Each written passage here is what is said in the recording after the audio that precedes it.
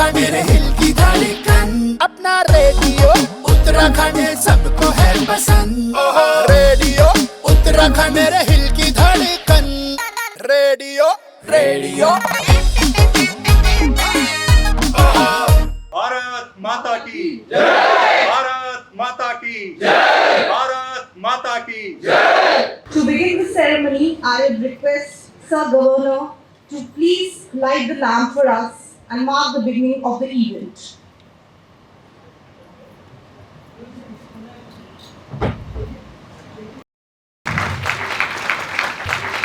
Good morning, ladies and gentlemen. I'm Monica on behalf of OHO Radio. Welcome you to the culmination ceremony of Jai Hind Ek Fauji Aisa Bhi. We feel extremely honored by the presence of His Excellency Lieutenant General Gurmeet Singh, PVSM, UISM, AVSM, VSM, retired, the Governor of Uttarakhand among us as chief guest today. Sir, it is a matter of great pleasure that you could be here with us, and we know how busy you are. Despite that, you could take out time for us and be here with us. We are really grateful for that. I would also take this occasion to extend a warm welcome to our guests and students and all the other guests who are here with us and are gracing the occasion on this event. Now, ladies and gentlemen, this is OHO Radio and Doon Defense Dreamers present जय हिंद एक फौजी ऐसा भी। चलो फिर से आज वो नज़ारा याद कर ले, शहीदों के दिल में थी जो ज्वाला वो याद कर ले, जिसमें बहकर आज़ादी पहुंची थी किनारे पर, देशभक्तों के खून की वो धारा याद कर ले। Every soldier has a story that fills our heart with pride and is more than enough to give us goosebumps. These bone-chilling stories deliver instant realization that this freedom that you and I enjoy does not come for free. There are men in uniform sweating their blood to ensure that we spend our nights peacefully.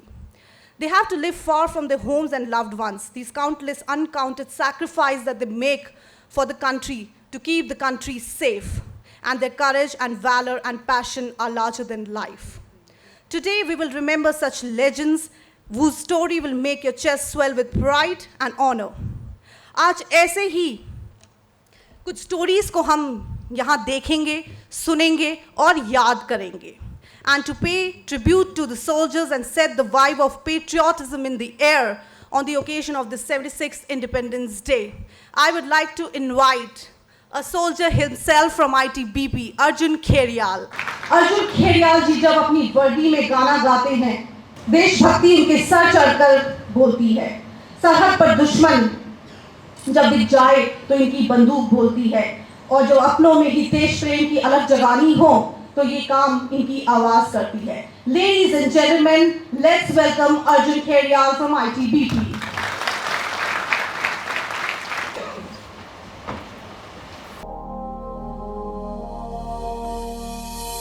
तलवारों पे सरवार दिए, अंगारों में जिस्म जलाया है, तब जाके कहीं हमने सर पे ये केसरी रंग सजाया है.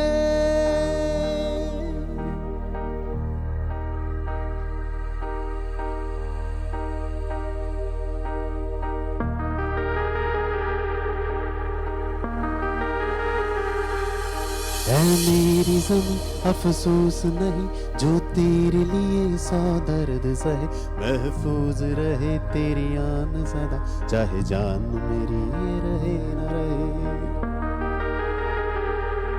हाँ मेरी ज़मीं महबूब मेरी, मेरी नस नस में तेरा इश्क बहे, फीका न पड़े कभी रंग तेरा, जिस्मों से निकल के खून कहे.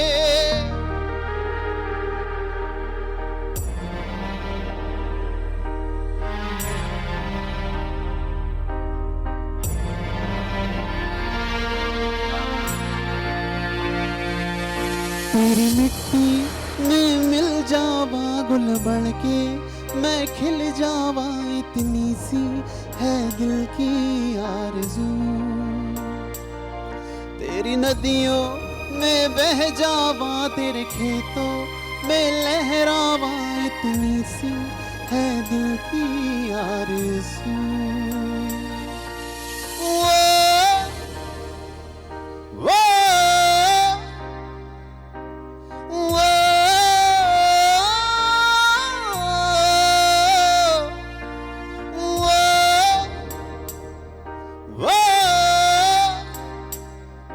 वो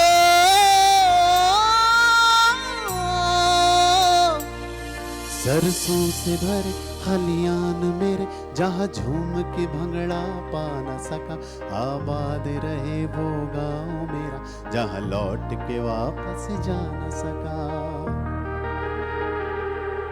हो वतना वे मेरे वतना वे, तेरा मेरा प्यार निराला था, कुर्बान हुआ तेरी असमत पे, मैं कितना नसीबों वाला था।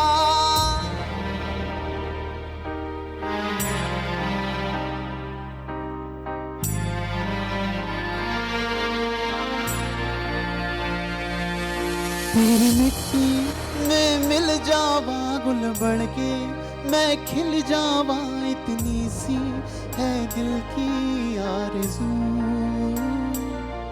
तेरी नदियों में बह जावा, तेरे खेतों में लहरावा इतनी सी है दिल की आरज़ू। केसरी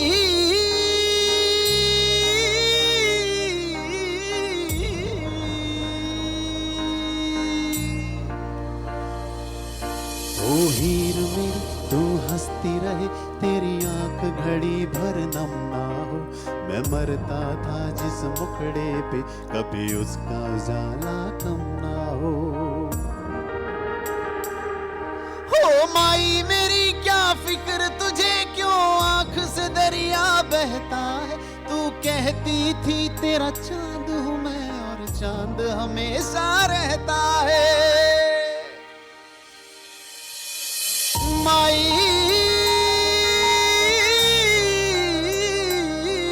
मेरी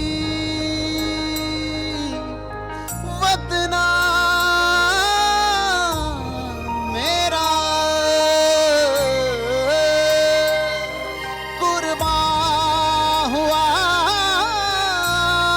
तेरी असमत पे,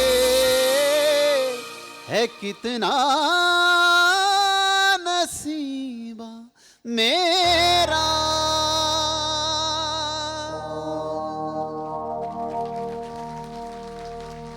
थैंक यू। जय हिंद, जय Bharat. Wow, what a great performance. So further, to highlight the significance of the show, I would invite someone who has worked closely for the campaign and is face of this campaign, none other than RJ Kavya.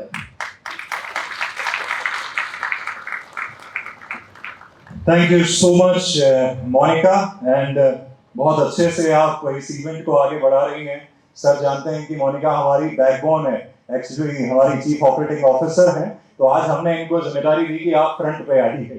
तो sir thank you so much. बहुत सारे लोग यहाँ पे जुड़े हुए हैं। सबसे पहले गवर्नर सर आपको थैंक यू, एंड जैसा कि हम सब कहते हैं जय हिंद जनरल। तो आप में से मुझे नहीं मालूम कि कितने लोगों को मालूम है सर जब आर्मी में अपनी उन्होंने सेवाएं दी, उसके बाद देखिए फौजी कभी रिटायर नहीं होता है, तो सर ने कहा कि देखिए जो मेरी वहां की स्टोरीज है ना, मैं वो देश और दुनिया के सामने लाऊंगा। तो एक टीवी चैनल के लिए उन्होंने जय हिंद जनरल नाम का जो शो था उसको आगे बढ़ाया, और अब गवर्नर के रूप में वो हमारे बीच में है। जब भी सर को सुनते हैं बड़ी मोटिवेशन मिलती है। जब जय हिंद एक फौजी ऐसा भी सीरीज के बारे में हमने सर को बताया, तो उन्होंने ये कहा कि जब आप इतना बढ़िया काम कर रहे हैं तो क्यों ना इसको राजभवन में बच्चों के बीच में और समाज के अन्य क्षेत्रों से आए हुए लोगों के बीच में इस कार्यक्रम को आयोजित किया जाए। तो हम आपको थैंक यू कहते हैं सर, आपने हमें अलाउ किया इस कमाल की जगह पे इतने अद्भुत प्रोग्राम को करने का हमें मौका दिया, उसके लिए बहुत बहुत थैंक यू।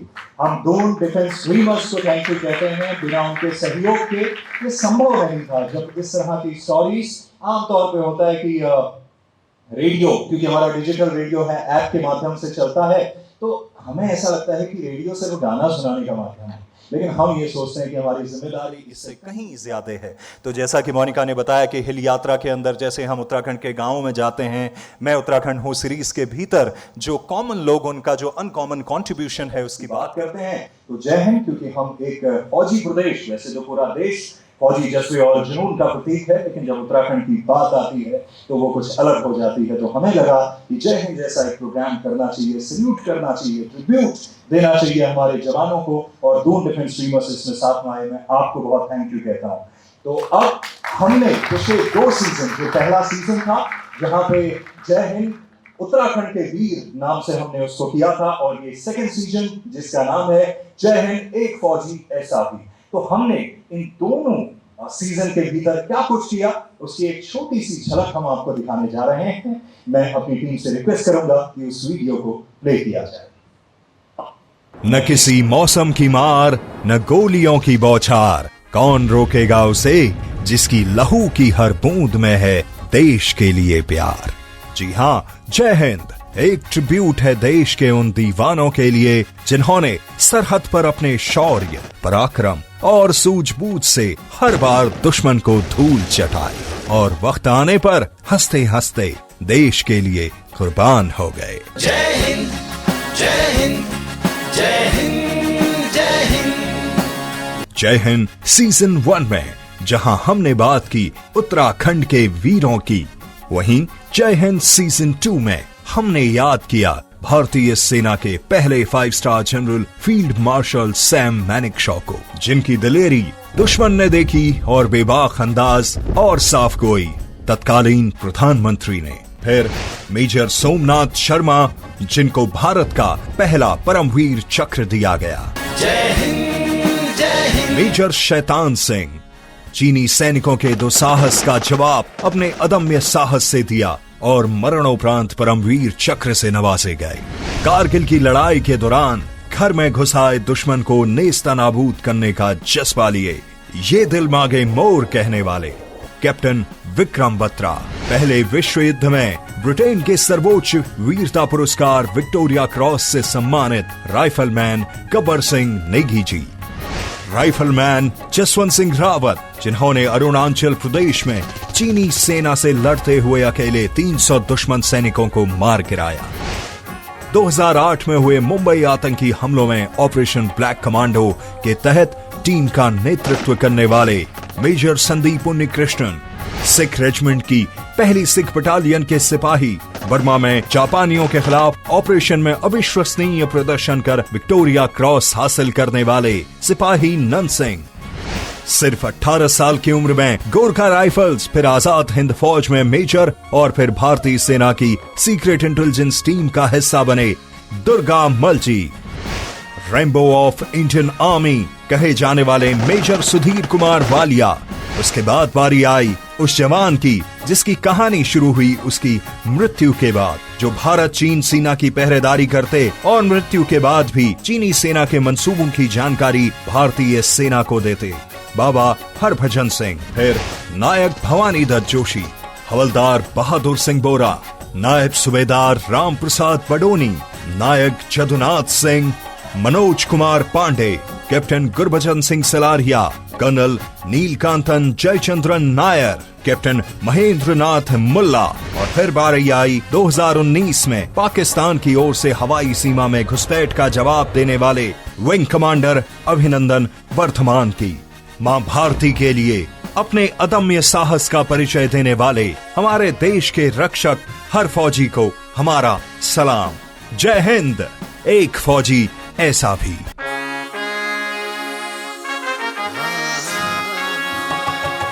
कफन बांध के निकला था वो मस्त मलंग दीवाना सा, देश के खातिर जान लुटा दूंगा था एक तराना था। जब दुश्मन ने आंख दिखाई लहू था इसका खौल गया, मातृभूमि की आन बचाने ये सरहद पर दौड़ गया।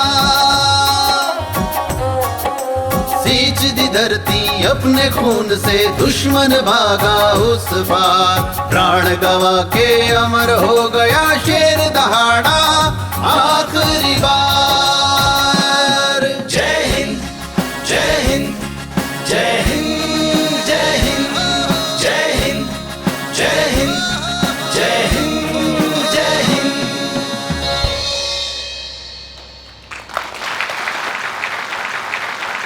तो कैसी लगी ये प्रेजेंटेशन आप लोगों के बीच में? मजा आया? ये आर्ट वर्क जो एनिमेशन है वो आपको कैसा लगा? बहुत अच्छा लगा। एक बार जोरदार तालियां हमारे बीच में अदम जौहर, प्लीज खड़े हो जाइए। सर, इन्होंने ये आर्ट वर्क किया है। मैं थोड़ा सा आपको बताना चाह रहा हूँ, वो 3 आपको स्लाइड में इसलिए दिख रहा था क्योंकि आजकल रील्स का जमाना है, तो इन स्टोरीज को सर हमने रील फॉर्मेट में किया था। वो अलग बात है, हम कोडेक के कैमरे की रील से इंस्टाग्राम की रील तक पहुंच चुके हैं, तो इसलिए हमें लगा कि आज की जनरेशन को अगर बताना है तो इसीलिए वो आज आपको दिखाने के लिए 3 उस तरह से आपको दिखाई गई हैं। तो अगर हम आपको भी थैंक यू कहते हैं कि उन कहानियों को आपने जिस तरह से दिखाया वो बिल्कुल सजीव हो गई थी, ऐसा लग रहा था कि वो हमारे सामने घटित हो रही हैं। प्रियंक चतुर्वेदी जिन्होंने इन कहानियों को अपनी टीम के साथ में लिखा है, नीरज सुजीत इन्होंने इसको पूरा पैकेज किया है। बहुत सारे लोगों की उसमें मेहनत लगती है, और जो गीत आपने सुना वो अर्जुन खेरियाल जी की ही आवाज में है। तो ये पूरा एक टीम वर्क है जो हम सब लोग मिलके करते हैं और अपना अपना जो पोटेंशियल है उसको सामने रखने की कोशिश करते हैं। आप में से बड़े सारे लोग यहाँ पे मौजूद हैं, आप आज के कार्यक्रम में आए उसके लिए बहुत बहुत धन्यवाद। अब क्योंकि ड्रीमर्स की टीम का बड़ा सहयोग रहा है, मैं अभिनव जी आपसे निवेदन कर रहा हूँ कि आप संक्षिप्त में अपनी बात रखेंगे। इस कार्यक्रम में आप शामिल हुए हैं, हरिओम जी और अंकिता जी यहाँ बैठे हैं। प्लीज आपका एसोसिएशन ओहो रेडियो के साथ कैसा रहा, इन दोनों सीजन्स को लेकर वो आप शेयर कीजिए। जय हिंद सर, जय हिंद एवरीवन। देखिए, इसके पीछे की कहानी बस इतनी सी है कि यूँ तो हर कोई अपना समाज में, हर वर्ग अपना योगदान समाज को वापस करता ही है, लेकिन एक संस्थान के तौर पर हम बच्चों को तो यहाँ पर शिक्षित कर ही रहे हैं, लेकिन हमें ये लगता है कि ये प्यारा सा जो राज्य उत्तराखंड है इसने हमको बहुत कुछ दिया है। इसने सही मायने में हमें सिखाया है कि किस तरीके से हम लोग चुनौतियों से लड़ते हैं, किस तरीके से हम लोग आगे अपने कदम बढ़ाएंगे। तो जब जय हिंद का प्रोग्राम लेकर सर हमारे पास आए थे तो हमारे डायरेक्टर सर का बस यही कहना था, यार उत्तराखंड ने बहुत कुछ दिया है, अगर ऐसे प्रोग्राम में हम लोग इनका सहयोग करेंगे तो हमें लगेगा कि हम अपने हिस्से की भागीदारी वहाँ पर निभा रहे हैं। तो बस बात इतनी सी है कि इतना ही कहूँगा कि ये तो बस अभी शुरुआत है। हम आगे जहाँ तक सर हमारे साथ रहेंगे हम योगदान करते रहेंगे, हमारे हिस्से का जो भी कार्य ये हमें सौंपेंगे हम उसे अपनी जिम्मेदारी से निभाएंगे। थैंक यू, जय Hind. Thank you sir and thank you टाउगर। जब हम सब यहाँ आए तो जोश बहुत हाई था, लेकिन जब ये वीडियो देखा तो उसके बाद में जोश मेरा वो बहुत हाई हो गया है। तो पहले जान लेते हैं, हाउ इज योर जोश? Is it really high? ठीक है, आगे बढ़ते हैं, इसी जोश को आगे बढ़ाते हैं और मैं आगे आमंत्रित करना चाहूंगी अनंत गोपाल संगीत मंच समिति पटेल नगर और गुरुकुल डीएल रोड के स्टूडेंट्स को who will put a patriotic performance among us. So I welcome the students.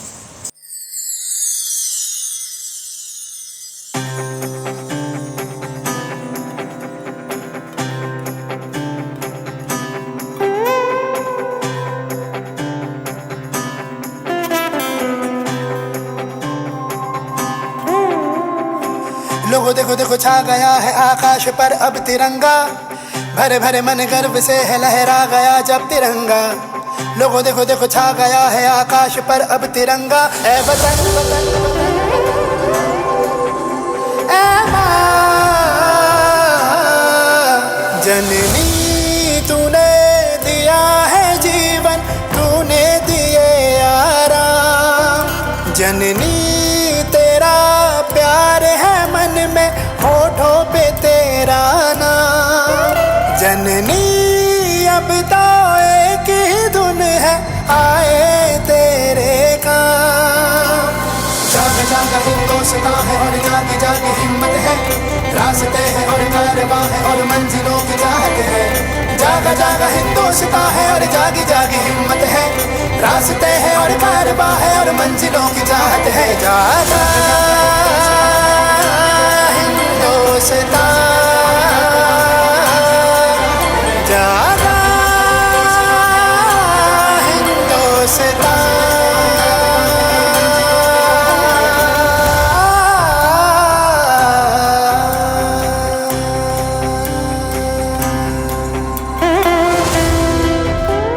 चाह नहीं मैं सुरबाला के कहनों में गूथा जाऊं, चाह नहीं प्रेमी माला में बिंद प्यारी को ललचाऊं। चाह नहीं सम्राटों के शव पर हे हरि डाला जाऊं। चाह नहीं देवों के सिर पर चढ़ूं भाग्य पर इठलाऊं। मुझे तोड़ लेना वनमाली, उस पथ पर देना तुम फेंक। मातृभूमि पर शीश चढ़ाने जिस पथ जाए वीर अनेक।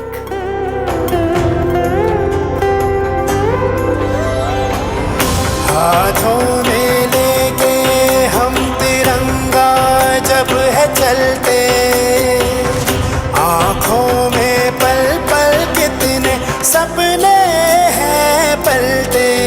सपने ये है वतन के हर किस्से को जगमगाना हम सिखा दें। सपने ये है कि खामोश होठों पे कोई तराना हम सजा दें।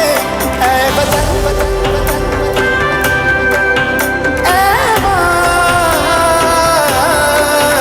जननी, तूने दिया है जीवन, तूने दिए आराम। जननी तेरा प्यार है मन में, होठों पे तेरा नाम। जननी अब तो एक ही धुन है, आए तेरे काम। जाग जाग हिंदुस्तां है, हर जागी जागी हिम्मत है, रास्ते हैं हर कारवां है, हर मंजिलों की चाहत है। जागा जागा हिंदुस्तां है, हर जागी जागी हिम्मत है, रास्ते हैं हर कारवां है, हर मंजिलों की चाहत है। जागा हिंदुस्तां, जागा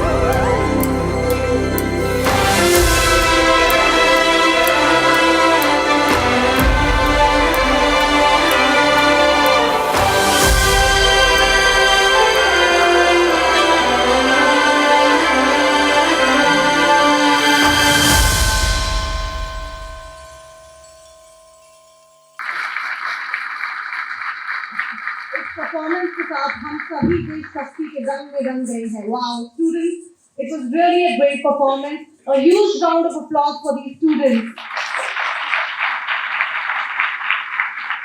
Now let's proceed further. आज हमारे बीच में we will have a Jai Hind exclusive interaction with Honorable Governor Sir.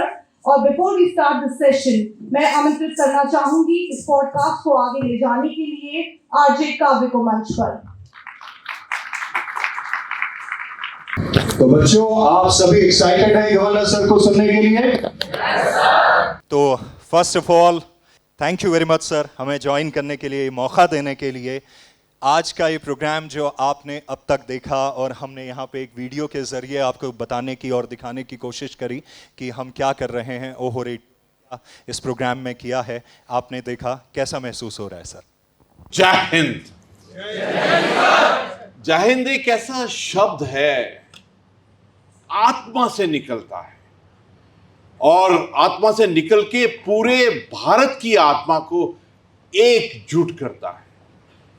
मैं कहूंगा कि ये शब्द जय हिंद ऐसा शब्द है जिसने हमको आजादी दिलाई. इस शब्द ने पूरे भारत के आंदोलनकारियों को इकट्ठा किया, एक मिशन दिया, एक विजन दिया. आज भी जब तिरंगा झंडा ऊपर दादा है, अंदर से एक ही आवाज निकलती है, जय हिंद।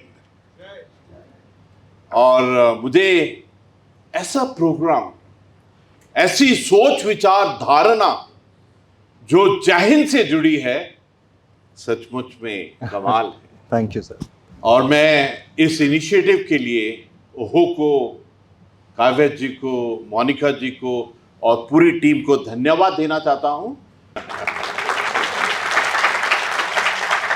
दिल में एक सदा एक मांग सी रही है, सोच रही है कि पहाड़ की आवाज कौन आगे उसको गूंज में बदली करेगा। हिल की आवाज, हिल की सोच विचार धारणा, उसको दिल के साथ में कौन जोड़ेगा। ये जो कार्य आपने किया है हिल को दिल को मिलाने का, मेरी मुबारकबाद। Thank you.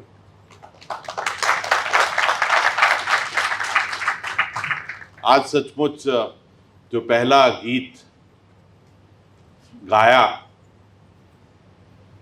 तो ऐसे लगा कि सचमुच आप नहीं गा रहे थे, हमारी सबकी आत्मा इकट्ठी होके गा रही थी। और ये जो हमारी 9 बेटियों ने जो अभी नृत्य किया, तो मुझे ये 3-3 के जो 3 ग्रुप थे, ऐसे लग रहा था 3 त्रिशूल के रूप में नाच रहे हैं। और उनके नृत्य में भारत का सभ्यता, भारत की संस्कृति, भारत की कला, ये सब इकट्ठा हमको एक वर्ड के ऊपर में केंद्रित कर दिया, जननी, जो भारत माता। मैं तो कहूँगा हम सबका सबसे बड़ा सौभाग्य ये है कि इस जन्म में हमको भारतवर्ष में जन्म मिला है। ये सबसे बड़ा। Now we can carry forward with your question. Right. तो सर जय हिंद, मैंने आपको हमेशा आपके संबोधनों में जहाँ जहाँ प्रोग्राम में जाते हैं इसको कहते सुना है, और जितनी आत्मीयता के साथ आप अंदर से उस बात को रखते हैं, वाकई में लगता है कि जनरल हो तो ऐसा, एक फौजी ऐसा भी। मुझे लगता है कि ये टाइटल अपने आप में जनरल साहब के लिए मतलब क्या कमाल, जय हिंद, एक फौजी ऐसा भी। तो आगे अगर बढ़ूं, आज़ादी का अमृत महोत्सव देश मना रहा है इस वक्त पे, 75 वर्ष पूरे हो रहे हैं। ये नए बच्चे हमारे बीच में हैं, कल इन्होंने नेतृत्व प्रदान करना है। आपके लिए इसके मायने क्या हैं? स्वतंत्रता दिवस, आज़ादी का अमृत महोत्सव और जय हिंद के मायने। सबसे बड़ा जो आज़ादी का मतलब है, हमको सपने देखने की आज़ादी है।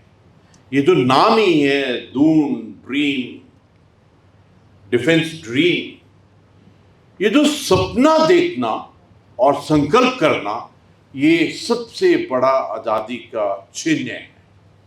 मुझे याद है जब मैं छोटा था, मैं एक अमृतसर के बहुत छोटे गांव से आता हूं। हरमंदर साहब गोल्डन टेम्पल से 30 किलोमीटर दूर हमारा गांव है। हमारे गांव में काफी सैनिक थे, सिपाही, हवलदार, जेसीओस थे। मैं जब छोटा था तभी मैं सबको कहता था मैं बड़ा होके कैप्टन बनूंगा। और जब भी मैं हरमंदर साहब जाता था, गुरुद्वारे में जाता था, मैं वाहिगुरु से यही अरदास करता था, वाहिगुरु मेरे को कैप्टन बनाना, मेरे को कंधे में 3 फूल लगाने हैं, 3 स्टार लगाने हैं। ये मेरी हर वक्त में अरदास होती थी। और मुझे ऐसा लगता है कि हम सब के अंदर में सपना, ड्रीम करना, अनलिमिटेड अनरिस्ट्रिक्टेड ड्रीम करने की जो आज़ादी है, ये सबसे बड़ा हमारे इंडिपेंडेंस का सुगंध है। 1000 साल, 1000 ईयर्स, 800 साल मुगलों का अत्याचार और 200 साल अंग्रेजों का जो यहां राज था, उसके बाद कई कुर्बानियों के बाद में ये आज़ादी मिली। तो मुझको ऐसा लगता है ये जो शब्द आपने कहा आज़ादी, हमको आज़ादी है सपने देखने की, ड्रीम देखने की, अनलिमिटेड अनरिस्ट्रिक्टेड सपने देखने की। हमको आजादी है संकल्प लेने की, मैं क्या बनूंगा। और देखिए, अगर आपके संकल्प में ऐसी भावना है, ऐसी प्रेरणा है, मेरी वाइफ बोलती है भावना और प्रेरणा गौर है।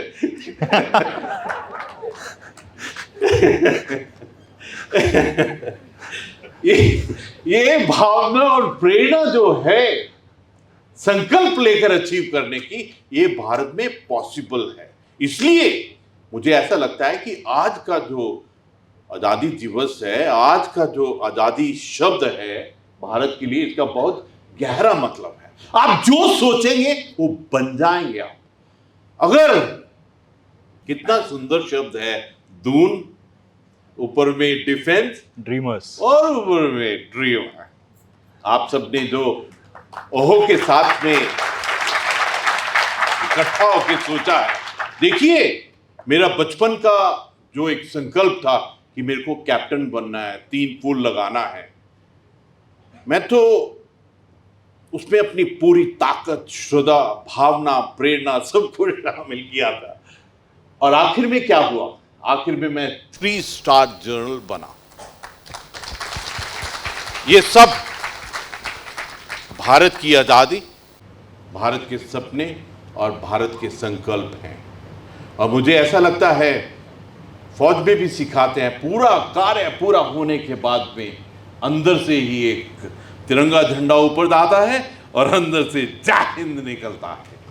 ये ताकत है आजादी की, जय हिंद की और तिरंगे की।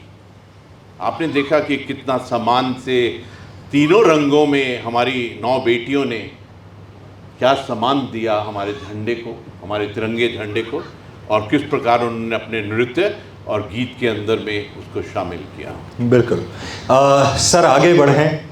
फौज की जब हम सेवा कर रहे होते हैं, फौज में रहते हुए देश को लेके, माहौल अक्सर बड़ा सीरियस, कई बार बड़ा फाइटिंग वाला, बहुत प्रेशर का रहता होगा। कुछ अपने पर्सनल इंटरेस्ट होते हैं जहाँ पे आप खुद को कूल करते हैं और दूसरों से जोड़ने की कोशिश करते हैं। किसी को गीत संगीत का शौक़ होता है, कोई शेर व शायरी, किसी को पोइट्री का। आपके अपने शौक़ क्या थे? बिना पैशन और शौक के जिंदगी कुछ नहीं है। I think life without passion is absolutely zero. जिंदगी में पैशन होने बहुत जरूरी है।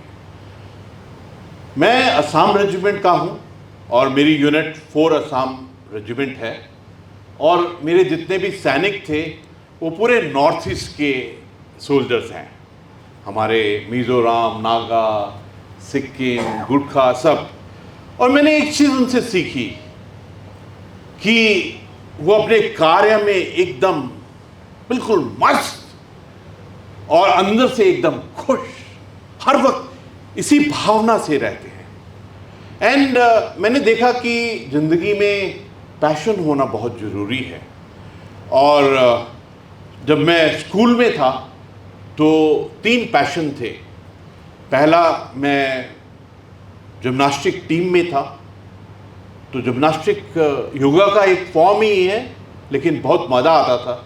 मेरा वेट पूरी टीम के अंदर में सबसे कम था, और मेरे को मज़ा आता था जब बाद में जिम्नास्टिक करने के बाद में टेबल्यू बनाते हैं, सबसे ऊपर में मेरी पोजीशन होती, तो उसका एक अलग मज़ा आता था। दूसरा मेरा पैशन था राइडिंग। तो राइडिंग में बहुत मज़ा आता था। जैसे घोड़े को कंट्रोल करते थे तो ऐसा लगता था कि किसी को भी कंट्रोल कर सकते हैं। एक ऐसा जान, आत्मा जिसके अंदर में इतनी फुर्ती, एनर्जी है, उसको कंट्रोल करने में जो मज़ा आता था, मेरे को ऐसा लगता है कि जैसे घोड़े के ऊपर बैठे हुए हैं, तो अपने आप से ऐसा अनुभव होता था कि जैसे गुरु गोविंद सिंह जी का एक आशीर्वाद। ऐसा लगता था कि कलगीधर बादशाह का एक आशीर्वाद है, और एक प्राउड फीलिंग आती थी। और तीसरा था ये पब्लिक स्पीकिंग में पार्टिसिपेट करना, डिबेट्स में पार्टिसिपेट करना। मुझे बहुत अच्छा लगता था जब स्टेज के ऊपर में जाकर परफॉर्म करते थे। मैं आपसे साझा करना चाहता हूँ कि हमारे स्कूल में, सैनिक स्कूल कपूरथला जो पंजाब में है, तो एक नया ऑडिटोरियम बनाया। तो बाबू जगजीवन राम जी डिफेंस मिनिस्टर थे, वहाँ आए, तो उसका इनॉग्रेशन था। तो वहाँ एक इंग्लिश स्किट कर रहे थे, ड्रामा कर रहे थे। सरदार बच्चों का क्योंकि बाल हैं तो स्कूल में सिर्फ लड़के ही थे, तो मेरे को उन्होंने मिसेस वाइट बना दिया उस ड्रामे के अंदर में, और ड्रामे का नाम था मंकीज पॉ। तो बहुत सुंदर सा गाउन, घुंघराले बाल, और मैंने अपने टीचर को कहा कि सर मैं इंग्लिश में पहली बार ड्रामे में बोलूँगा, तो मेरे को जाने के वक्त में स्टेज के ऊपर में थोड़ा समय चाहिए, ऐसा ना हो कि मैं जाऊँ एकदम सेंटेंस शुरू से, तो give me little time before that. तो उन्होंने ऐसे परमिशन दिया। जैसे मैं स्टेज पे पहुंचा तो मुझे पूरा ऐसे लग रहा था धुंध है, वाइट है, बादल हैं, कॉन्फिडेंस नहीं होता ना पहली बार। तो जब मैं वहाँ पहुँचा तो पूरा वाइट लग रहा था मेरे को। फिर मैं अंदर से वाहिगुरु वाहिगुरु बोल रहा था कॉन्फिडेंस के लिए।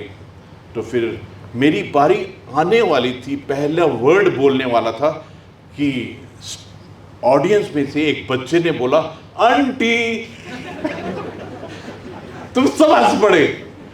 तो फिर मेरे को एकदम बादल फिर वापस आ गए, धुंध फिर वापस आ गई। लेकिन फिर मैं अपने आप को बोला कि हिम्मत करो, and then I started my first sentence. वो दिन था जब स्टेज में मैं डरा और शुरुआत हुई, बादल हटे। उसके बाद में जीवन में जो स्टेज में बात करने का मजा आया है, दैट इज बीन। वाह, मैं हमेशा ये बात मानता हूँ कि पब्लिक स्पीकिंग जो है वो हो तो फिर ऐसी हो जहाँ पे आपको पेन पेपर कलम की ज़रूरत न पड़े, आपकी भावनाएं आपके दिल से वो बात निकले। और जब जब हम ऑनरेबल गवर्नर सर को सुनते हैं तो मन करता है बस सुनते जाएं, सुनते जाएं, सुनते जाएं। एक आखिरी सवाल सर मेरी तरफ से, और उसके बाद कुछ हमारे ऑडियंस, कुछ बच्चे हैं वो आपसे सवाल पूछना चाहेंगे। ये नया भारत जो है तकनीकी का भारत है, ये डिजिटल का भारत है, ये एआई का भारत है, जिसके लिए आप हमेशा कहते हैं कि देखिए जीवन में दो चीज़ें, बिना पेन के गेन नहीं होता, ये तो सब कहते हैं। लेकिन ऑनरेबल गवर्नर सर ने एक बार मैंने उनको कहते सुना था और मेरे दिल में वो बात रह गई कि देखिए पेन के अंदर भी एआई है। और आपने कहा था कि ज़िंदगी में जब कुछ हासिल हो जाता है जिसको गेन कहते हैं, उसके बीच में भी एआई है। तो ये जो एआई वाला भारत है, इंटरनेट वाला भारत है, और हमारा खुद का रेडियो ओहो रेडियो जो है इंटरनेट बेस्ड है। नितिन जी यहाँ पे मैं सर थैंक यू कहना चाहूँगा। जब इंटरनेट बेस्ड रेडियो की इस हिंदुस्तान में पॉलिसी बन रही थी, ही वॉज द गाय। इन्होंने कहा था उस वक्त पे कि आप ये करिए, ये बहुत अच्छी चीज़ है, आप इसको आगे बढ़ाइए। मैं आपको भी थैंक यू कहना चाहता हूँ। तो सर ये नया भारत जो इंटरनेट बेस्ड एआई डिजिटल वाला भारत, उसको क्या कहना चाहेंगे? सबसे पहले मैं ये कहना चाहता हूँ, अगर आप इस वर्ड को ध्यान से देखेंगे, जय हिंद, तो जय के अंदर में भी एआई है। वाह। हमारे ब्रेन, उसको भी BR और N हटा लें तो वो भी एआई है। माननीय प्रधानमंत्री जी ने जब केदारनाथ से कहा कि 21st सेंचुरी का तीसरा दशक बिलोंग्स टू उत्तराखंड, और कहा केदारनाथ जी के प्रांगण में कहा, और मैं उस वक्त उन्हीं के पास में मुझको अवसर मिला जीवन का ये साक्षात सुनने का कि we as Indians and as a Uttarakhandi we got to understand that technology is the only thing जो हमको 21st सेंचुरी में लेके जाएगी।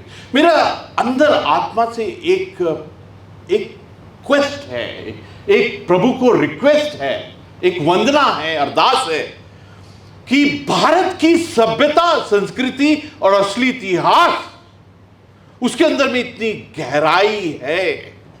अगर हम उसको technology, artificial intelligence, space, cyber, nano technology, manufacturing, supply chain से मिला देंगे तो एकदम कमाल हो जाएगा। और एक बात पक्की है, वो समय आ गया, क्योंकि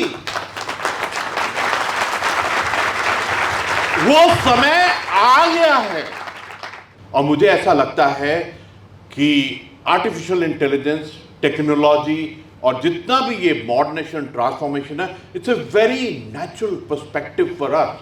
तो therefore what is going to happen is कि भारत को विकसित राष्ट्र होने से कोई नहीं रोक सकता है। भारत को विश्व गुरु बनने से कोई नहीं रोक सकता है। भारत को सर्वश्रेष्ठ राष्ट्र बनने से कोई नहीं रोक सकता है। This is bound to happen, actually it is happening every day. किस प्रकार से हम 10th इकोनॉमी से we have come to the 5th economy in the world, और जो तीसरा पायदान है that is just waiting for us. किस सुंदरता से हमने अपना संकल्प बनाया है $5 ट्रिलियन US डॉलर की इकोनॉमी का, और मुझे लगता है हमको अपने आप को रिवाइज करके इसको $10 ट्रिलियन करना पड़ेगा। और मुझे सच कहूं तो जो आपने शब्द इस्तेमाल किया है टेक्नोलॉजी, मैन्युफैक्चरिंग, मैं आपसे साझा करना चाहता हूं। एक बड़ी एक्साइटमेंट सी है अंदर में, and it is important to have excitement within you. अभी मैंने पिछले 2 साल से यहाँ जितनी भी प्रेजेंटेशन सुनी है, उनमें से मुझे 3 सबसे जो अच्छी प्रेजेंटेशन लगी है। पहली है UKIIDB, Uttarakhand infrastructure investment development board. ये एक रोहित मीना जी हैं जो हमारे सेक्रेटरी साहब हैं, उन्होंने मुझको प्रेजेंटेशन दी। तकरीबन 2 घंटे प्रेजेंटेशन चली, और मुझे 3 शब्द इंफ्रास्ट्रक्चर, इन्वेस्टमेंट एंड डेवलपमेंट, इनका उत्तराखंड के साथ में एक नेचुरल रिलेशनशिप दिखाई दिया।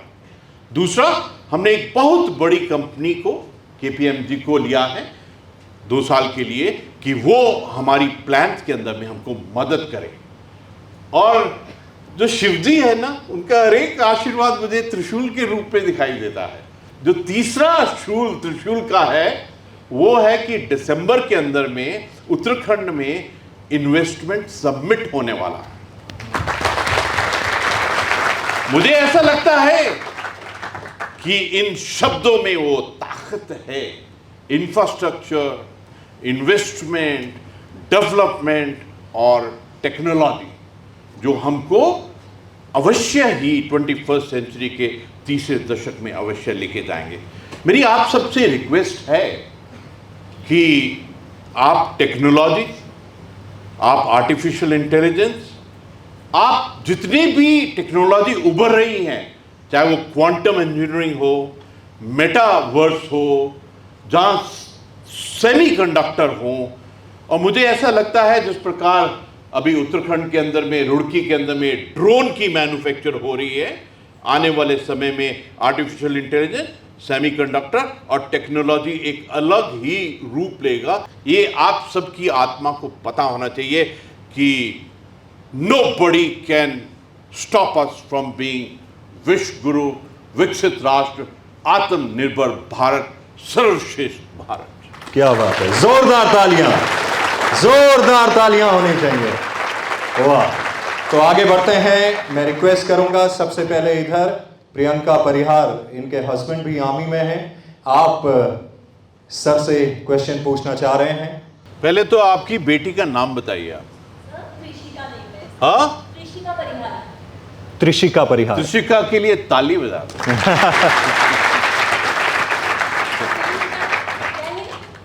जय हिंद। Priyanka Mehta, wife of major Ashok Parihar. Sir, अभी तक तो मैं जब से शादी हुई, हस्बैंड का पीस टेन्योर था, तो बहुत खूबसूरत सी जगह है सबाटू हिमाचल में, मैं वहाँ पे थी। बट अभी हस्बैंड की फील्ड पोस्टिंग आ गई है कश्मीर, तो बहुत इमोशनल चीज़ें होती है साथ में, कभी कभी बहुत इमोशनल ब्रेकडाउन सा फील होता है। और बट हम लोग फिर भी मैनेज कर लेते हैं फैमिली के साथ, फ्रेंड्स के साथ में, और सोशली इन्वॉल्व होके। बट बीइंग अ फौजी, आप लोगों के लिए कितना मुश्किल रहता था फील्ड पोस्टिंग पे, क्योंकि घर की याद तो ऑब्वियसली आती है, तो उन चीज़ों को मैनेज कर पाना, जॉब भी करनी है, देश को संभालना है, और कहीं ना कहीं दिमाग में फैमिली तो रहती है सर। तो मैं आपसे जानना चाहूँगी आप किस तरीके से मैनेज करते थे? आपका प्रश्न बहुत इमोशनल है, भावुक है और रियल भी है। मैंने तकरीबन 40 साल फौज में नौकरी की है। मैं खुद पैदल सेना का हूँ और 8 साल चाइना बॉर्डर, 12 साल कश्मीर में नौकरी की है। जो सैनिक परिवार में सबसे स्ट्रांग है ना, वो हर एक फौजी की वाइफ है। आज भी आपने इस प्रोग्राम के लिए केसरी रंग ही डाला है। तो आपके अंदर भी एक नेचुरल पैट्रियटिज्म और नेशनलिज्म है। मैं आपसे साझा करना चाहता हूँ कि जब मेरी बेटी की शादी हुई थी, I was posted as the brigade commander in Baramulla, तो जो डेट तय की थी उसके आसपास ही हमारे काफ़ी ऑपरेशन चल रहे थे।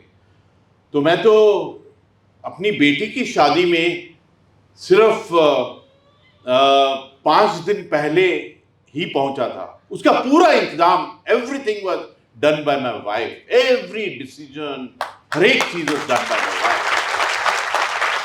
दूसरा, जब मेरा बेटा हुआ था तो at that time I was in United Nation, मैं ईरान में तेहरान में पोस्टेड था। उस वक्त भी मैं एक टीम का कमांडर था, उधर में कुछ एक इम्पॉर्टेंट विजिट होने वाली थी यूनाइटेड नेशन के हेड की। तो मैंने अपनी वाइफ को बताया था कि अभी विजिट होने वाली है। तो मेरी वाइफ सिकंदराबाद में थी और मुझको भी लग रहा था न जाने कौन सी डेट होगी, ड्यू डेट कब है डिलीवरी की, ऐसे अपने दिमाग में प्लानिंग था जरूर जाऊंगा। लेकिन परिस्थितियाँ ऐसी हुई कि prematurely the child was born. लेकिन मुझे अपने अंदर में एक हौसला था कि मेरी यूनिट है, यूनिट अपना परिवार है। उस वक्त के जो सीओ साहब थे उन्होंने मेरी बेटी को अपने घर में रखा। जो हमारे पलटन के ऑफिसर्स हैं उन्होंने मेरी वाइफ को ऐसे उठाकर एम्बुलेंस में लेके गए और पूरी यूनिट वहाँ उनके साथ में थी जब मैं ईरान में था। तो कभी कभी ऐसा लगता है कि जब आप फील्ड एरिया में होते हैं, जब लड़ाई लगती है तो पता नहीं हिम्मत कौन देता है, भारत माता देती है, वाहिगुरु देता है, भगवान देता है, लेकिन एक फौजी को अलग कोटा मिलता है एक हिम्मत का। मैंने तो जीवन में 10-15 बार ऐसी हुई है, 10-15 बार ऐसा हुआ कि हम एक टोली में जा रहे हैं और साथी का ने मार्टियर हो गए हैं और भगवान ने खुद को बचाया है। मैं आपको 2 इंसिडेंट बताना चाहता हूँ, एक मजाक वाला, एक सच वाला। मजाक मतलब थोड़ा लाइट सा। मैं एक दिन श्रीलंका में रोड ओपनिंग पार्टी का इंचार्ज था। तो वहाँ श्रीलंका में रोड ओपनिंग बहुत सीरियस था क्योंकि काफ़ी आईडी एलटीटी वाले लगाते थे और बहुत भयंकर लगाते थे। तो जब मैं रोड ओपनिंग में खड़ा था तो एक ऑफिसर, उनका नाम नहीं बताऊंगा, मेजर साहब, वो जा रहे थे, उन्होंने रुका। हम पहले इकट्ठे मऊ में इंस्ट्रक्टर थे इकट्ठे। तो मैंने बोला सर आप कहाँ जा रहे हैं? तो बोला मैं छुट्टी में जा रहा हूँ, मऊ जा रहा हूँ। मैंने बोला सर मेरी वाइफ भी मऊ में है, आप उनको बता देना सब ठीक ठाक है। 1990 में इतने मोबाइल वगैरह नहीं थे तो खबर काफ़ी लेट पहुंची थी। तो उसने मेरे को बोला गुरमीत फिक्र मत कर, मैं तेरी वाइफ को बता दूंगा, अच्छे से ब्रीफ कर दूंगा, डोंट वरी अबाउट एनीथिंग, अपना काम तो ठीक से करता रहे। तो आई वॉज वेरी कॉन्फिडेंट, अच्छा ऑफिसर है। वो मऊ में गया और मेरी वाइफ को मालूम था कि मैं श्रीलंका में, वहाँ अलग अलग की खबरें आ रही थी, उस वक्त में घबराई रहती थी। तो मेरी मदर इन लॉ भी उनके साथ में थी। तो बच्ची को प्रैम में लेकर जा रहे थे तो ये मेजर साहब सामने से आए, उन्होंने कहा मिसेस गुरमीत मैं आपके हस्बैंड को मिला था and he was in the road opening, बहुत खुश, एकदम बिल्कुल एकदम फर्स्ट क्लास, ठीक ठाक चल रहा है, आप फिक्र मत कीजिए। और साथ में क्या क्या कहा, आपको फिक्र करने की जरूरत नहीं है। वहां पर जब आईडी फटता है ना तो आदमी के 1000 टुकड़े होते हैं, कोई उंगली कहाँ कोई उंगली कहाँ, लेकिन फिक्र करने की जरूरत नहीं है। मेरी मदर इन लॉ को इतना गुस्सा चढ़ा कि ये क्या एडवाइस दे रहा है, बदन के 1000 टुकड़े हो जाएंगे। तो उन्होंने मेरी वाइफ को बोला चलो चलो चलो जल्दी जल्दी। अंदर घर आई, एकदम वो भगवान का नाम और अरदास वरदास करने लग गई। इन सब चुनौतियों के बावजूद भी जो एक आर्मी ऑफिसर की वाइफ होती है वो तो एक चट्टान है हिम्मत का। तो शीज और दूसरा मैं कहूंगा कि एक बार क्या हुआ, श्रीलंका में ही मैं मेजर था, जूनियर कंपनी कमांडर था। तो एक दिन वहां के जंगल बहुत घने हैं। तो एक दिन मेरे पास में एक घड़ी थी जो मेरे साले साहब ने दी थी, जो दुबई से लाए थे। बहुत अच्छी घड़ी थी और सब ऑफिसर छेड़ते रहते थे कि ये घड़ी बहुत अच्छी है, टेम्परेचर बताना, ये बताना, वो बताना, ऐसे सिटीजन की वॉच थी। तो एक दिन हम लोग ऑपरेशन में गए और वो घड़ी बंद हो गई। मुझे ऐसा लगा कि ऐसे बचपन में सुना था महात्मा गांधी जी की घड़ी बंद हो गई, मुझे लगता अभी मेरा भी समय आ गया है, अभी घड़ी बंद हो गई है। तो मैंने फिर वाहेगुरु वाहेगुरु अरदास वगैरह करने लगा। अब मैं बहुत सावधान था, मैंने अपने टोली को भी बोला कि आज कुछ गड़बड़ हो सकती है, let's be careful about all this thing. तो हम बड़ी सावधानी से पलटन में पहुंचे। जैसे पलटन में पहुंचा तो एक नई घड़ी खरीदी, जैसे नई घड़ी खरीदी बांधी, मैं कहा मेरा नया जीवन शुरू हो गया है।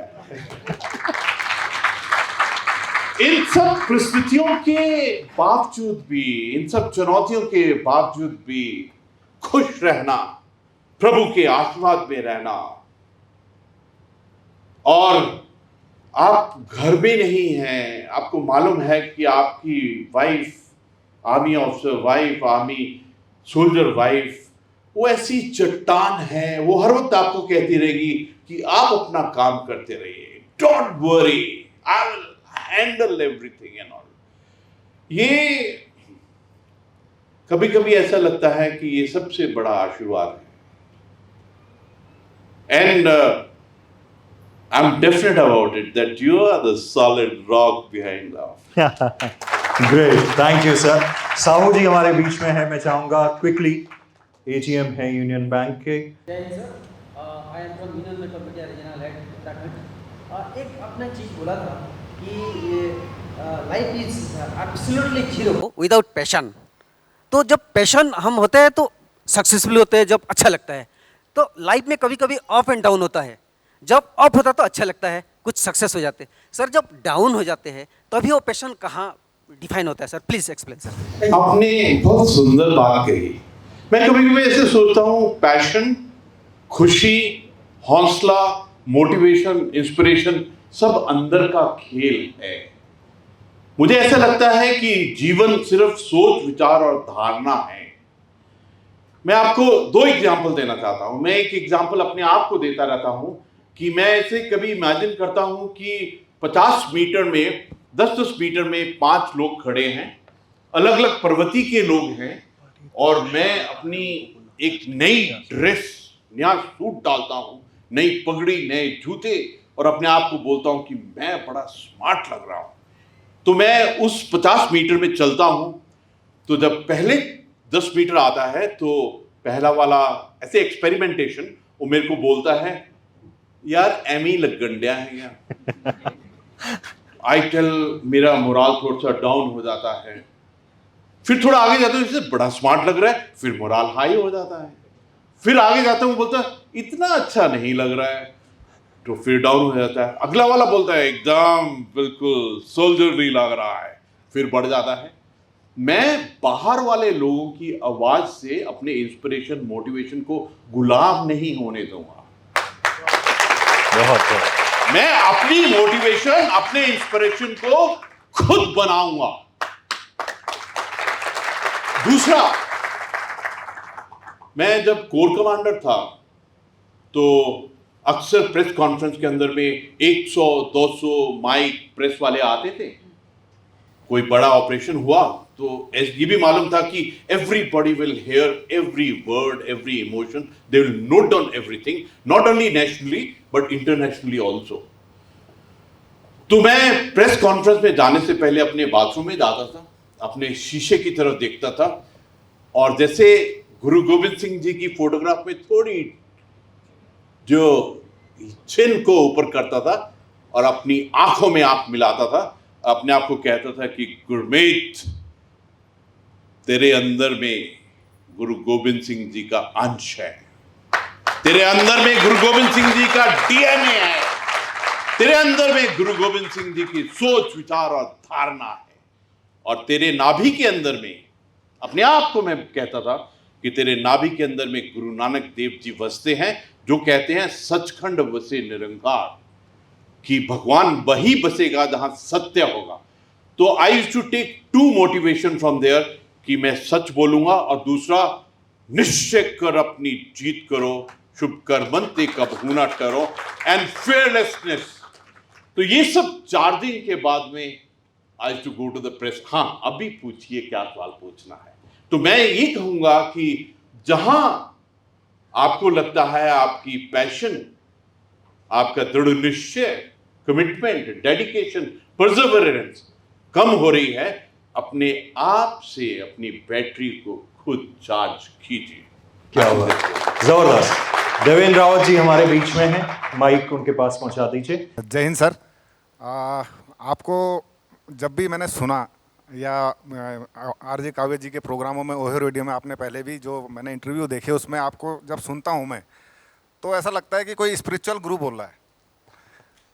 तो सर ये जो स्पिरिचुअल गुरु की जो बोलने की जो शैली है, तो ये आपके अंदर पहले से थी या आर्मी के नौकरी में आने के बाद हुई सर?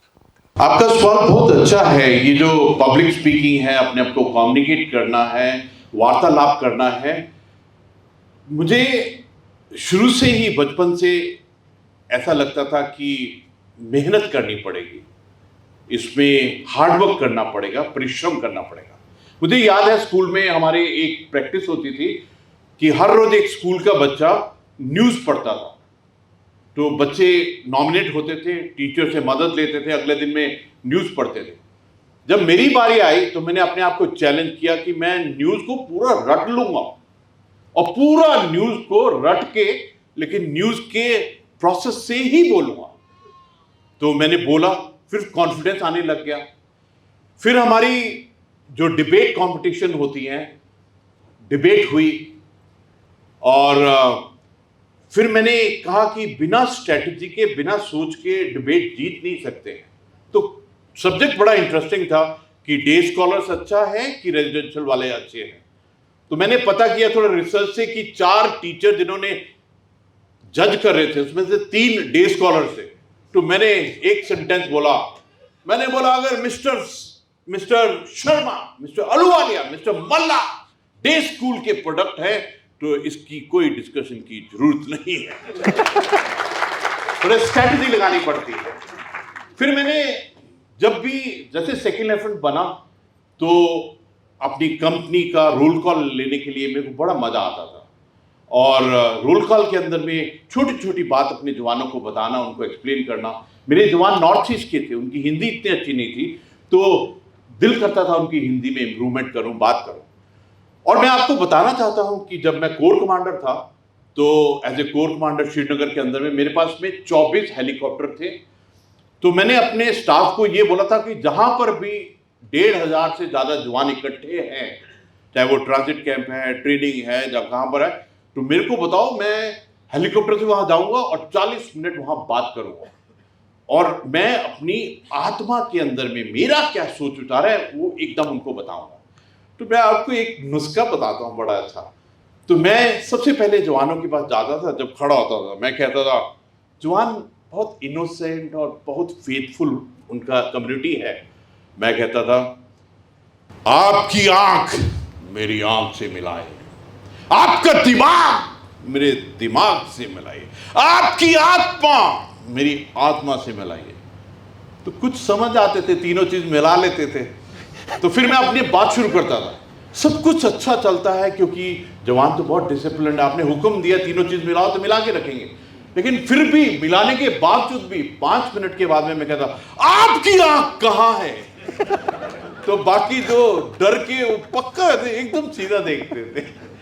चौथा एग्जाम्पल, मैंने रिटायरमेंट के बाद में मीडिया ज्वाइन किया, एक टीवी 9 भारतवर्ष के साथ में ज्वाइन किया। उनका प्रोडक्शन हर एक चीज़ के अंदर में I wanted to train myself for media. तो तब मेरे को एक रियलाइजेशन हुआ कि मेरी आत्मा, मेरी सोच, मेरी 2 आंख, मेरी तीसरी आंख, और लेंस की आंख और सुनने वाले की 2 आंख, तीसरी आंख और आत्मा एक लाइन में होना चाहिए। मुझको ऐसा लगता है कि कम्युनिकेशन में तभी मजा आता है जब बात आत्मा और आत्मा के बीच में। और लास्ट बात, मेरा तो जन्म अमृतसर में हुआ, तो पहले सिर्फ पंजाबी आती थी। फिर स्कूल में गया, अपने आप को बोला कि अगर ज़िंदगी में राइज करना है, सीनियर ऑफिसर बनना है, तो इंग्लिश सीखो। तो बहुत मेहनत किया इंग्लिश सीखने के बाद। फिर पलटन के अंदर में असम रेजिमेंट में थोड़ा टूटी फूटी हिंदुस्तानी बोलते हैं, कैसा है, कहाँ है, ऐसे करके। और जब मैं रिटायर हुआ तो एक चीज़ की रियलाइजेशन हुई, अगर पूरे राष्ट्र से, पूरे समाज से, हर भारतीय से बात करना है तो हिंदी सीखना अनिवार्य है।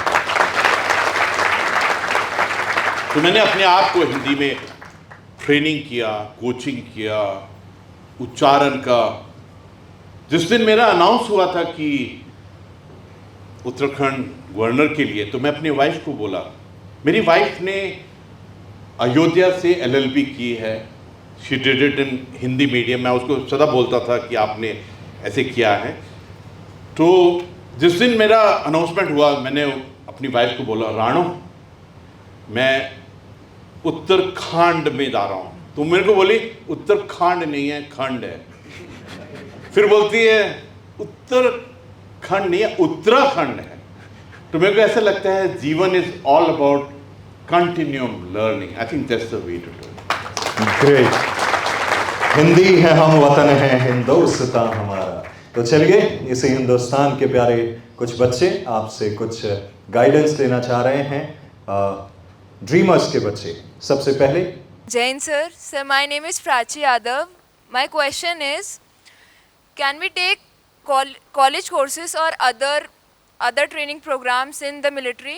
Absolutely, within the military. Yes sir. बहुत सुंदर आपने सवाल किया है। देखिए, जब फौज ज्वाइन किया था तो कुछ ऐसा सोच था कि फौज में जाएंगे, पढ़ना नहीं पड़ेगा, सिर्फ काम करेंगे, पढ़ना नहीं पड़ेगा। लेकिन फौज में जाने के बाद भी ये पता लगा कि पढ़ना बहुत जरूरी है, अपने आप को कोच करना बहुत जरूरी है, अपने आप को ट्रेन करना बहुत जरूरी है। मैं बहुत हम्बलनेस से आपको बताना चाहता हूं कि जब आर्मी ज्वाइन किया था तो पहले NDA ने BSc डिग्री दी, फिर MSc डिग्री हासिल की जब स्टाफ कॉलेज किया था। उसके बाद में 2 बार MPhil किया है और 2 बार PhD का प्रिपरेशन किया है। और मैं तो ऐसा कहूँगा कि आर्मी में सबसे बड़ी बात क्या है कि they continuously train and coach and for the next level they train yourself. मैं आपसे बड़ी नम्रता से ये कहना चाहता हूँ कि ये जो लर्निंग प्रोसेस है, it's a continuous process. And इस लर्निंग के बीच में जब आपका कोचिंग होता है, आपका जहां पर भी आप सीखते हैं, that adds on to your knowledge. और जीवन का एक सत्य ये है, knowledge never ever goes waste. ये बहुत जरूरी है, इसलिए हर कदम के ऊपर में अपनी ट्रेनिंग करते रहना चाहिए। मैं आपसे एक चीज साझा करना चाहता हूं। 1990 की बात है। आई वाज, जैसे मैंने आपको पहले बताया, यूनाइटेड नेशन में था। तो जो मेरे सेक्टर कमांडर थे, ब्रिगेडियर साहब, वो स्वीडन के थे। तो एक दिन शाम को चाय में मैं उनके साथ बैठा था, तो उन्होंने मेरे को कहा कि मैंने यूनाइटेड नेशन मिशन जो ईरान इराक में था, उसमें 10 इंडियन ऑफिसर्स थे। तो वो ब्रिगेडियर साहब कहते हैं, स्वीडन के, उन्होंने कहा कि ये जो 10 ऑफिसर आपके इंडियन आर्मी के हैं, मैंने इनको बहुत करीब से देखा है, बहुत बारीकी से देखा है। अगर ये ह्यूमन रिसोर्स एलिमेंट है भारत का, तो why India is not superpower. 1990 की बात कर रहा हूं मैं। तो I found this query, this question by Swedish brigadier very touching to me. तो मैंने उनको कहा, sir I am very humbled, you have talked like this, but I don't know how to answer you because we are just 43 years from our independence. हमारे को you just wait for 75th year और 100th year, तब आप देखना तो अवश्य ही हम एक सुपर पावर बनेंगे। ये 1990 में मैंने बात कही थी। और मुझे ऐसा लगता है कि हम सब भारतीय के अंदर में एक अलग क्षमता, कैपेबिलिटी और एक लर्निंग स्किल है। उनको तराशने के लिए coaching has got to be all around. लेकिन मुझे थोड़ा शक सा हो रहा है, जो आपने सवाल पूछा है, ये बिफोर ज्वाइनिंग आर्मी का है कि आफ्टर ज्वाइनिंग आर्मी का है। तो मैं ऐसे सोचता हूँ कि अगर आपका सवाल बिफोर ज्वाइनिंग द आर्मी के बारे में है, तो I think it's always humbleness to take coaching and training. The coaching and training will never ever goes waste. ये आपको अंदर से तराशेगी. लेकिन एक caution करना चाहता हूँ कि never lose your own natural flavor within you. ये जो आपकी अंदर की ताकत है, अंदर की सोच है, अंदर का तरीका है, जो आत्मिक आपका एक ग्रोथ है, that cannot be tutored by anybody. आप जो भी सुनते हैं उसको अपने अंदर एक इंट्रोस्पेक्शन, एक चैलेंज की तरफ करेंगे तो सदा ही प्रगति आएगी. That's what I feel. Thank you so much sir. एक आखिरी सवाल ड्रीमर्स के बच्चे. जैन सर, मेरा नाम मनीष है, मैं यूपी से बिलोंग करता हूँ. सर आर्मी में एक कॉमन क्वेश्चन होता है जो कि सबसे पूछा जाता है कि आप आर्मी क्यों ज्वाइन करना चाहते हैं. तो आपका जिस टाइम पे आपसे क्वेश्चन पूछा गया था तो आपका आंसर क्या था आपका इस बारे में? बहुत सुंदर है. देखिए, हर एक इंसान को ये जो सवाल पूछेंगे अपने अपने डिफरेंट पर्सपेक्टिव से देगा. ये आप आर्मी क्यों ज्वाइन करना चाहते हैं, इसका जो आंसर है वो आपकी पर्सनालिटी खुद देगी. मुझे ऐसा लगता है कि हमारा सबका बैकग्राउंड अलग है, लेकिन आप जो भी बोलेंगे, जो भी आंसर देंगे, एकदम अंदर से निकलना चाहिए. उसके अंदर में आर्टिफिशियलिटी, जहाँ कल्चर्ड, जहाँ किसी के बताए के ऊपर में नहीं होना चाहिए. मुझे ऐसा लगता है, जैसे आपने पहले पूछा था, आपकी जो आत्मा बोलती है वो जवाब दो कि आप आर्मी में क्यों ज्वाइन करना चाहते हैं. मुझे भी ऐसे सवाल पूछा था तो मैंने तो ये जवाब दिया कि प्रभु ने मेरे को अमृतसर पंजाब में जन्म दिया. मैंने तो पूरा जीवन सैनिकों को ही अपने गांव में देखा. तो मेरी तो पहले मतलब आत्मा से यही एक अरदास रही है कि मैंने आर्मी में जाना है. और मैं तो जब भी गुरुद्वारे में गया हूँ मैंने यही प्रभु से अरदास किया है कि मेरे को आर्मी, मेरे अंदर में ऐसा, अंदर में इतना गहरा एक संकल्प है. लेकिन ये दूसरा कोई जवाब देता है, that can not be similar to what जवाब आई विल गिव इट. मैं तो कहूँगा कि आप इस चीज़ का जवाब अपनी आत्मा से देखो. अंदर में 3 चीज़ें हैं जो आपको जवाब देने में मदद कर सकती हैं. आपकी आत्मा, आपका चित्त और आपकी चेतना. ये तीनों क्या जवाब देती हैं? I think that is the answer you should give. लेकिन एक बात पक्की है कि जब आप जवाब देंगे, ऐसा नहीं होना चाहिए कि बाद में जवाब खत्म होने के बाद में रात को सोने से पहले मेरे को तो ये बोलना चाहिए था, मेरे को तो वो बोलना चाहिए था. ऐसा नहीं होना चाहिए कि बाद में पछताए कि उस वक्त ये सवाल किया था. तो मेरे को ऐसा लगता है जिनकी भी चाहत है आर्मी में जाने के लिए, आप अपने आप को हर रोज पूछिए ये चीज कि मैं क्यों जाना चाहता हूं. आपका आत्मा, चित्त और चेतना अपने आप इसका आंसर बना के देगी. क्योंकि ये जो सवाल है इसका अंत क्या होगा ये प्रभु ही जानता है. आप शहीदी प्राप्त करेंगे, you will have supreme sacrifice. आप किस प्रकार से अपने देश की रक्षा करेंगे. हम सब सैनिक हैं. ओहो भी सैनिक है. ओहो हमारे समाज, हर एक व्यक्तित्व उसका निर्माण कर रहा है, राष्ट्र की निर्माण कर रहा है. हम सब सैनिक हैं.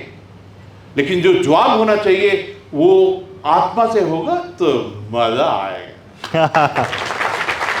तो thank you so much general, आपके इस कमाल के संबोधन के लिए, आशीर्वचनों के लिए, आपकी नॉलेज के लिए, आपकी गाइडेंस के लिए, और आपने जो आज हमें यहाँ समय दिया.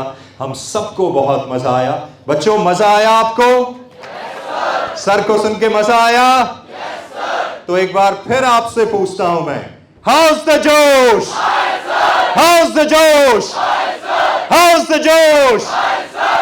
ये देखिए, ये है हमारा भारत जो कल नेतृत्व करेगा. Monika, over to you. Sir, thank you so much for this interactive session. Sir, मैं आपके साथ एक बात शेयर करना चाहूँगी. जैसे यहाँ पे सभी ने सवाल पूछा, आज एक कार्यक्रम का आयोजन हो रहा है, तो काव्य कई बार बहुत सारे कार्यक्रमों में शायद आपसे मिलते हैं. तो जब वो वापस आते हैं तो हमारी टीम में ऑलमोस्ट अभी के टाइम पे 20 पीपल आर देयर. तो जब वो आते हैं तो वो एक डिस्क्रिप्शन देते हैं. कुछ टाइम पहले, कुछ दिनों पहले, आई थिंक आज से 1 हफ्ते पहले आपसे मिलने का पहली बार अवसर मुझे मिला. तो I met you and today आज आपका एक इंटरैक्टिव सेशन देखा.